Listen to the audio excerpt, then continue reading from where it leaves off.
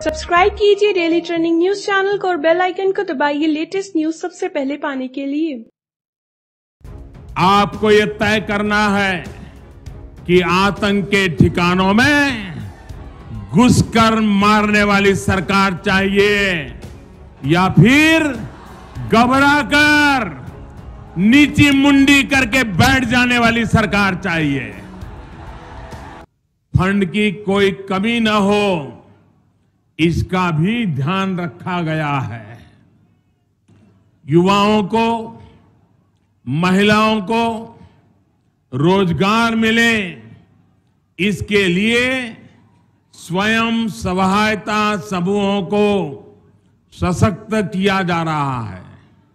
उन्हें मुद्रा योजना के तहत बिना बैंक गारंटी कर्ज दिया जा रहा है।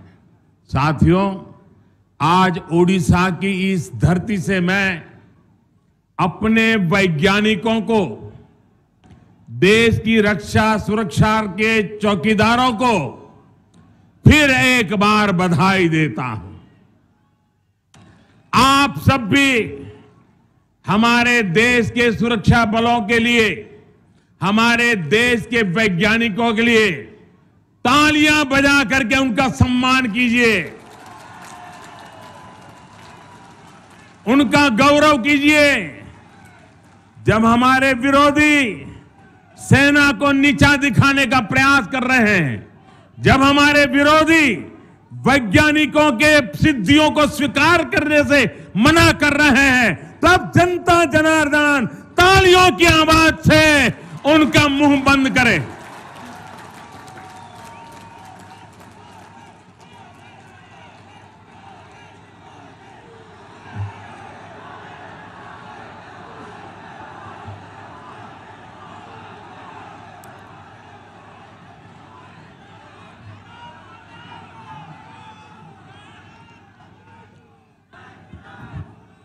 दो दिन पहले ही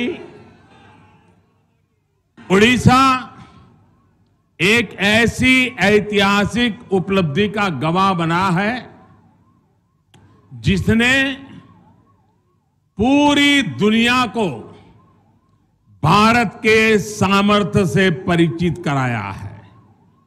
भारत अब अंतरिक्ष में भी चौकीदारी करने में सक्षम है।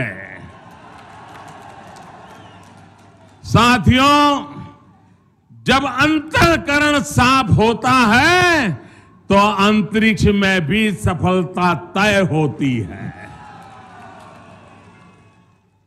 ये नए भारत के नए आत्मविश्वास की ताकत है जिस पर पूरा देश आज गर्व कर रहा है।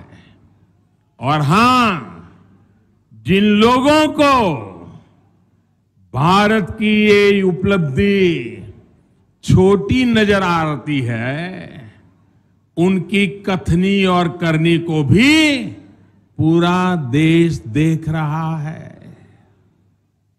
7 दशकों से गरीबों के साथ गद्दारी कर रहे लोग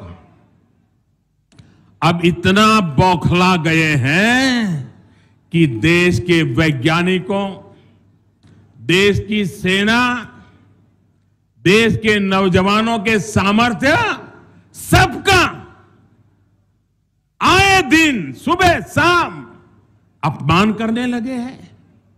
क्या यह अपमान आपको मंजूर है? ये अपमान हम स्वीकार कर सकते हैं? ये अपमान करने वालों को सजा देनी चाहिए कि नहीं देनी चाहिए? सेना का अपमान करने वालों को सबक सिखाना चाहिए कि नहीं सिखाना चाहिए? वैज्ञानिकों का अपमान करने वालों को सबक सिखाना चाहिए कि नहीं सिखाना चाहिए? उड़ीसा के मेरे प्यारे भाइयों बहनों, जब भारत आतंकियों पर कार्रवाई करता है, उन्हें घर में घुसकर मारता है, तो भी ये लोग सबूत मांगते हैं। आप मुझे बताइए, आपको सेना पर भरोसा है कि नहीं है? सेना पराक्रम करने में सामर्थ्यवान है कि नहीं है? सेना ने पाकिस्तान को मुंह की खाने के लिए मजबूर किया कि नहीं किया है? आपको भरोसा है? आपको विश्वास है? ये हमारे विरोधियों को नहीं है।